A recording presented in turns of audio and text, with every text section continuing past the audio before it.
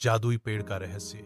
बहुत समय पहले पहाड़ों के बीच बसा एक छोटा सा गांव था, नेवेलीपुर। वहां के जंगल में एक रहस्यमयी पेड़ था जिसे लोग कल्पवृक्ष कहते थे।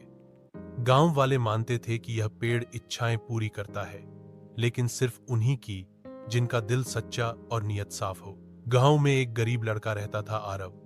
उसके पिता नहीं थे और मां खेतों में काम करके किसी तरह घर चलाती थी। आरव समझदार और मेहनती था, पर उसकी दिली ख्वाहिश थी कि कोई चमत्कार हो जिससे मां की जिंदगी आसान हो जाए। एक दिन वह जंगल में लकड़ियां बीनने गया। चलते चलते वह बहुत दूर निकल गया। तभी एक चमकदार रोशनी ने उसका ध्यान खींचा।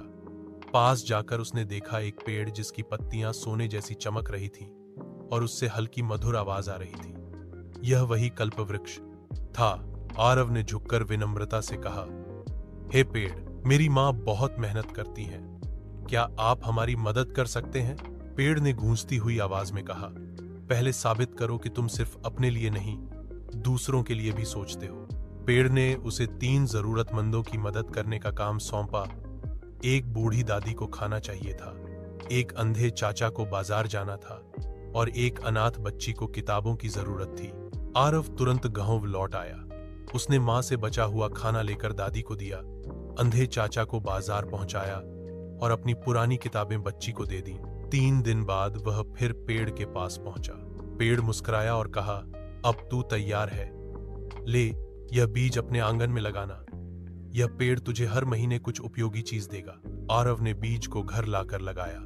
कुछ महीनों में वहां एक सुंदर पेड़ उगाया जो हर महीने कुछ न कुछ देता, अनाज, पैसे, मिठाई या किताबें। गांव वाले जब यह देखे तो वे भी पेड़ से मांगने पहुंचे, पर किसी को कुछ नहीं मिला क्योंकि उनकी नीयत में स्वार्थ था।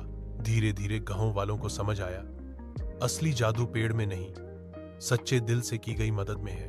सीख, जब हम बिना स्वार्थ दूसरों की मदद करते हैं, तभी सच्ची खुशियां और चमत्कार हमारे जीवन में आते हैं।